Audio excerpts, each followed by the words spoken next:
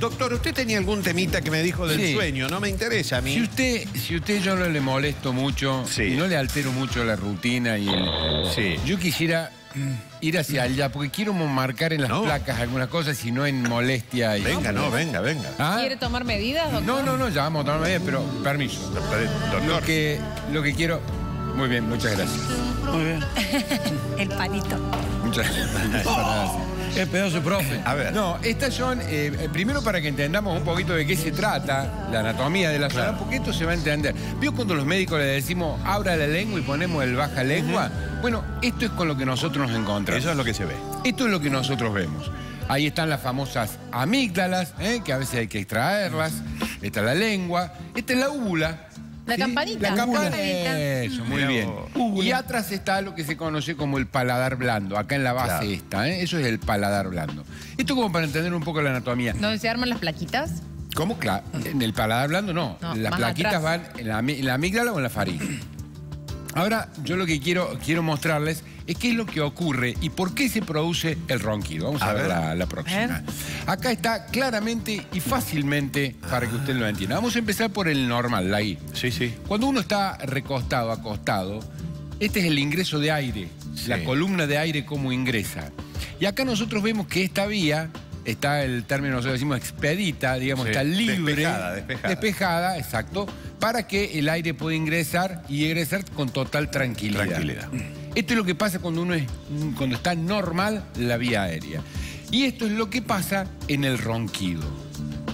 Empieza como a estrecharse por donde pasa la columna de aire, y eso hace que el aire vibre y que haga vibrar para las zonas blandas. Entonces uno puede escuchar el típico...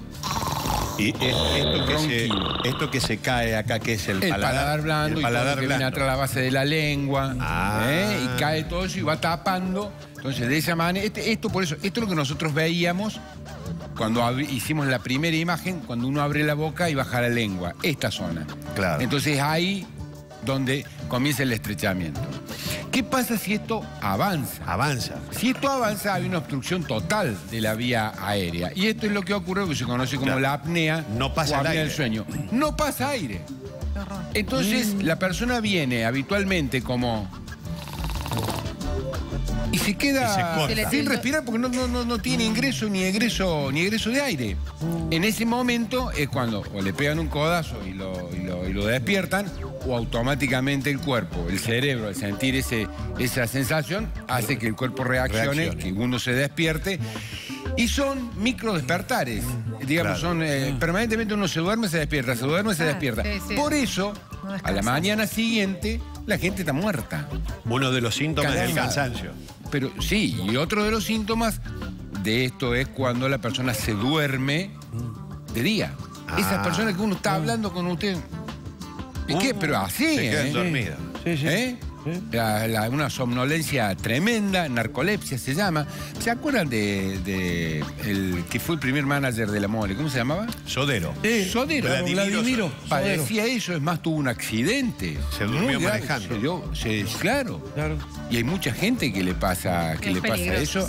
Mirá vos, peligroso. ¿Cuál es la nata lo que decía? Y obviamente, ¿por qué usted hablaba del aparatito ese con que la gente duerme y le ponen en la... ¿Qué efecto hace? Presión positiva de oxígeno.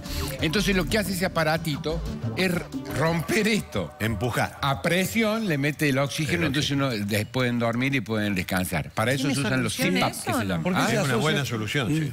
¿Cómo? Sí, o sea, ¿se puede realmente solucionar o no? Sí, una muy buena solución. No, eso sí, es incómodo, molesto. Pero ahora ya los modernos están buenos, ¿no? Yo le he visitado a un periodista y estaba durmiendo la siesta, me dice la señora, míralo, y yo lo vi con... ¿sí? Me asusté, pero se duerme tranquilo. Y le doy una solución mejor. Una de las principales causas por las cuales ocurre esto es por la obesidad. Eso te iba a preguntar, ¿está asociado a la obesidad, verdad? Absolutamente. Está asociado ahí. Por eso decía, las personas que comienzan que roncan, que tienen apnea, y que hacen dieta 10 días, pero 10 días, y no estoy diciendo 3 años. Sí, un año. Mejoran, es increíble, las mujeres vienen, en el consultorio le dicen, no ronca más, o ronca mucho menos. No digamos no ronca nada, ronca mucho menos.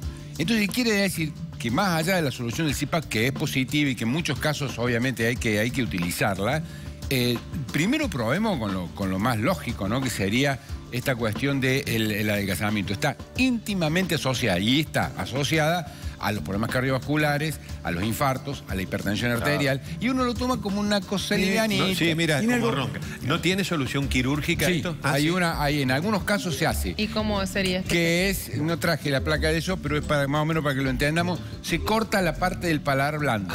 Se llama el óvuloplastia arriba y se le corta la parte de atrás. Pero bueno, a veces... no hay caso, otra, claro. Si hay una caída muy grande de eso y no hay ni bajando de peso, obviamente que esa es una de las soluciones. Carlos, ¿tiene algo que ver la posición en la que una persona duerme? Sí, seguramente. No, mi boca arriba es mucho más fácil. Esto claro, está ocurriendo en la y de posición. costado no tanto, digamos, si la persona duerme de costado no tanto. No tanto porque obviamente no tiene tanta dificultad de ver, pero pasa vos, también lo mismo. Una cosa que por ahí uno la toma como graciosa, ¿no? Sí, Mirá cómo ronca, mirá cómo ronca. Sí, la apnea es un problema importante. Y un dato interesante, vamos a ver la siguiente, porque en esta uno ve cómo está relacionada la circunferencia del cuello con la apnea del sueño también. Entonces, en las personas en los hombres con más de 43 centímetros y las mujeres con más de 40 centímetros, como más o menos acá medio. El cuello así. El cuello. Tienen más... Lo va a medir el doctor. ¿Quiere medir? Sí, vamos a ver, ya que estamos. En una de esas yo estoy roncando, mi señora no me dice nada. Ahí es el problema, Esto es casi una medida de costurero. Ah, claro. O de, ¿cómo se dice? Sastre. Exacto. ¿Por qué? Porque hay que aprender a medir el cuello. Permiso. ¿Estoy bien acá? No, estos son pulgadas. No, espere, son pulgadas. Fíjate bien, no hagas trampa, Carlos. No, Daniel. 39 centímetros. Ahí está flaco. Estoy en el límite, se llevó. No, 43. Ah, 43. centímetros. No, estás flaco. Estás a 4 No, es centímetros. mucho. Ah, estoy bien. Y acá... Estoy tentado. Venga, mira. Estoy tentado. Sí. A ver, Daniel. No tengo problema. No, pero Yo, vos estás bien, Paquita. A ver. Te digo que hay varios candidatos. Che, ¿roncás, Vaca? Te dicen que roncás. No ronco. Va, creo que no. ¿Cómo? Creo que no ronco. A ver. No me haga trampa. No, A ver. No, te va a dar bien. No me haga trampa, Si vos estás bien. Levanta la cabeza. No, estás 42. Toma. Estás muy bien. 42, zafate. Yo te veo bien. Por supuesto. Bien. Muy bien. ¿Y las chicas?